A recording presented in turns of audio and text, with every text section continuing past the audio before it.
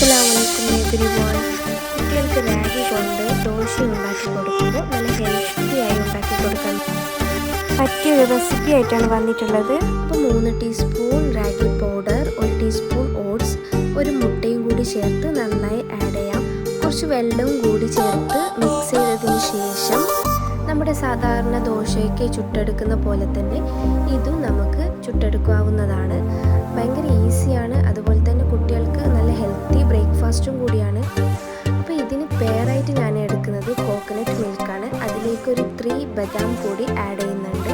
അത് നന്നായി മിക്സിയിൽ അരച്ചെടുത്ത് കോക്കനട്ട് മിൽക്കാക്കി എടുത്തതിന് ശേഷം നമ്മുടെ റാഗി ദോശയിൽ കൂട്ടി കൊടുക്കാവുന്നതാണ്. അപ്പോൾ ഈ എഗ്ഗൊക്കെ കഴിക്കാത്ത കുട്ടികൾക്ക് ഇത് ഭയങ്കര ഹെൽപ്ഫുള്ളായിരിക്കും.